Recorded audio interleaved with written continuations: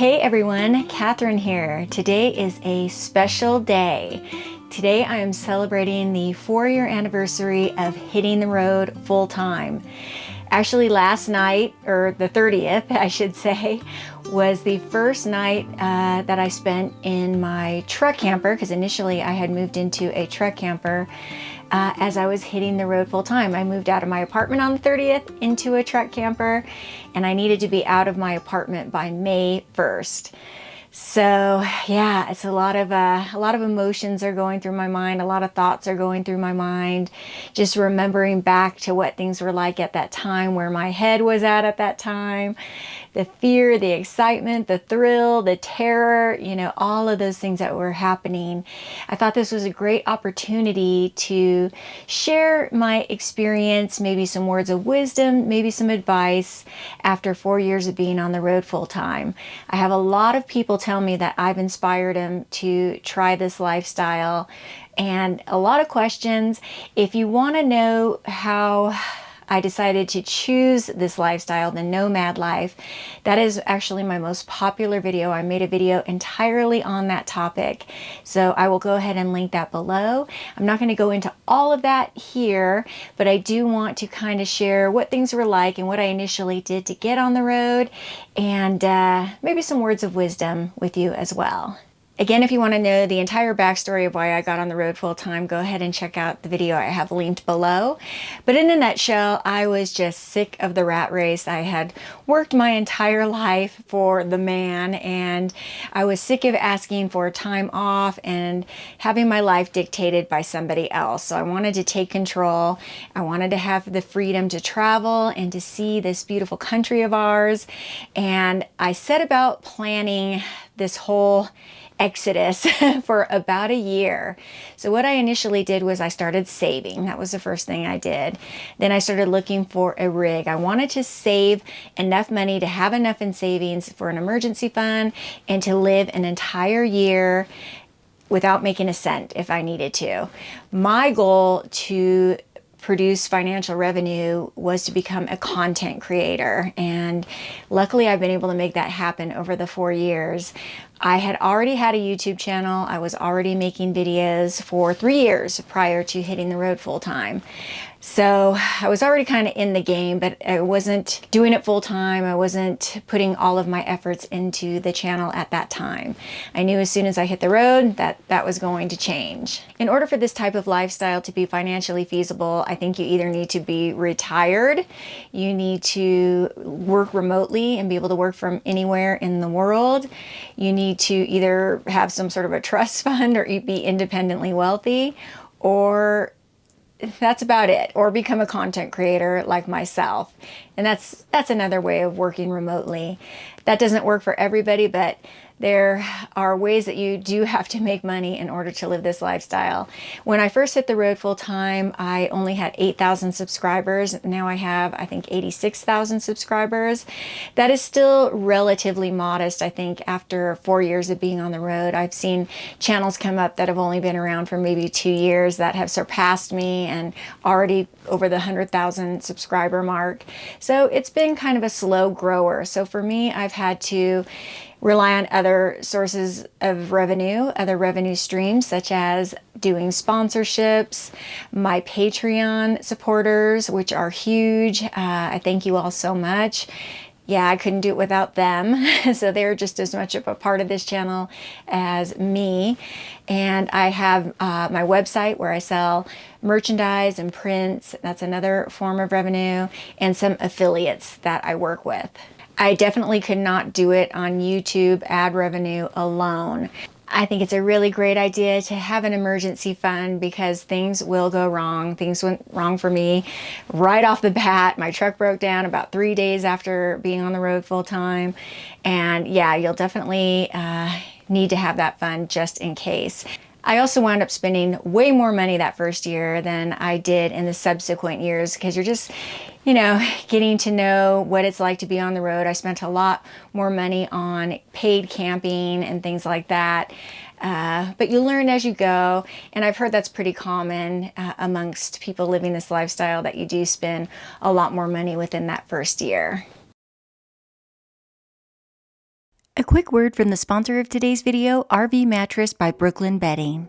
There are definitely a lot of compromises when it comes to downsizing and living the nomadic lifestyle, but one thing that you do not have to compromise on, whether you live in an RV, a travel trailer, a truck camper, a van, is the quality of your mattress. And that's why I have an RV mattress by Brooklyn Bedding. What is RV Mattress by Brooklyn Bedding? RVmattress.com is a Brooklyn Bedding brand known for top-of-the-line comfort and quality. Plus, they have a factory in Arizona and ship conveniently to you for free anywhere in the U.S. They offer different firmness options, heights, and dimensions, even RV-specific and non-traditional sizes to fit right into your lifestyle. When searching for a new RV mattress, I personally needed it to fit my travel trailer, but I also needed it to be comfortable, to help me sleep better and be durable, be movable and flexible.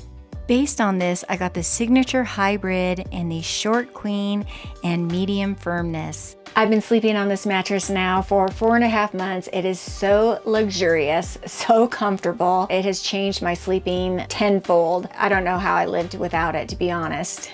With your RV Mattress by Brooklyn Bedding mattress, you get a 120-night sleep trial along with a 10-year warranty. RVmattress.com delivers your mattress right to your door for free within the U.S. And the best part about all of this is that Brooklyn Bedding has their own factory in Arizona. This means they're able to use premium materials at a reasonable price with no middleman bringing up the cost. Plus, it comes rolled up in a box and is super easy to set up yourself. I absolutely love my RV mattress, and I think you would too. If you're looking to buy a new bed, visit rvmattress.com. You can click the link below or visit rvmattress.com/Catherine and get 25% off with code Catherine to help support the channel. Thank you once again to RV Mattress for sponsoring this video. Now, back to the show. One of the amazing things about the Western United States anyways is that there is an abundance of free camping. There are BLM lands, which is Bureau of Land Management, which is our public lands, Forest Service lands, fish and game lands. There is so much opportunity for free camping that you shouldn't have to pay for camping too much if you at least are here on the western side of the United States. Another way to save money is on fuel, and that would be by route planning. Make sure that you plan your routes intelligently so that you're not backtracking a lot. Stay in locations for a good amount of time, maybe the 2-week period, and move somewhere close by. Explore the area fully, and so that you're not moving around a lot and not spending a lot of money on fuel. Getting back to what it was like 4 years ago, man, I was so excited to begin this new life, but I was also very terrified at the same time. I didn't know if I was going to be able to pull it off. I was afraid I was going to be lonely. I was just nervous about doing everything on my own.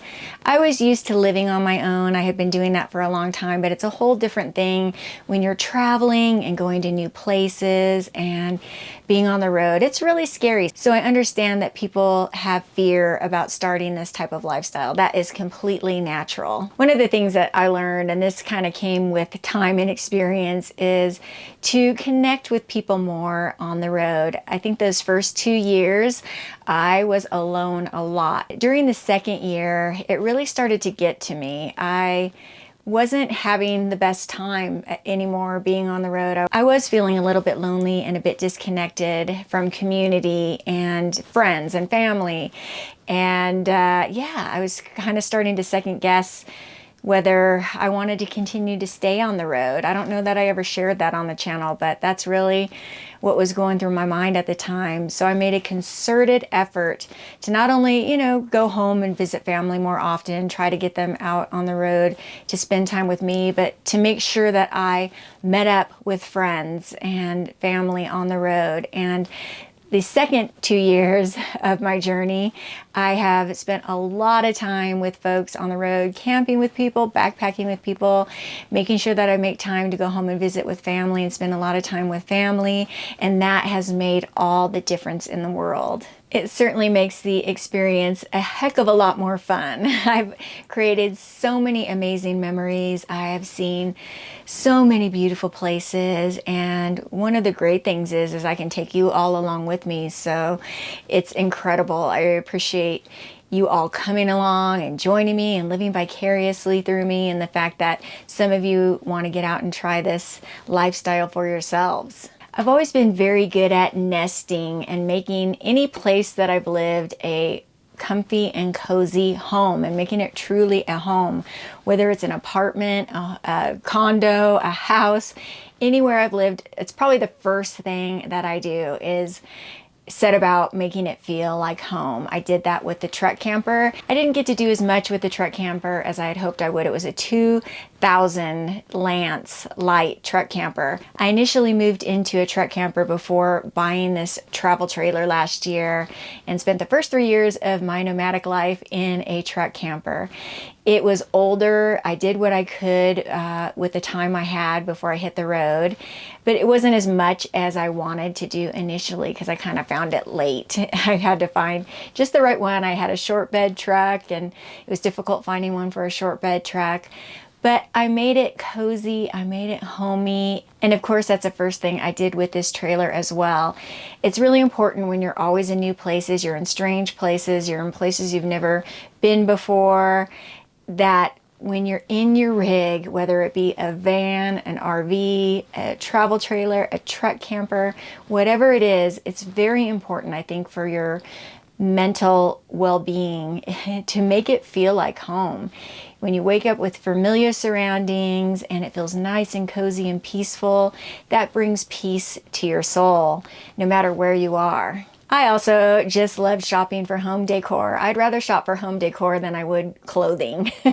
I may be unusual like that, but it's just something that's important to me, and I think that it could make your experience out on the road just that much more enjoyable. I've already touched on the topic of how I combat loneliness, but one of the things that does come up, and probably one of the biggest questions I get, is, am I scared? Have I ever had any sketchy situations with people, any scary situations come up? And I can tell you I have not. There might have been 2 times in the entire 4 years that I've been on the road that I felt a little bit uncomfortable in a place, or maybe thought it might not be the best spot to camp, and I simply just have moved on. I think that unfortunately, there's a lot of fear-mongering out there in terms of, how bad people being out there and how dangerous this lifestyle can be. But I can tell you right now, that has not been an issue for me.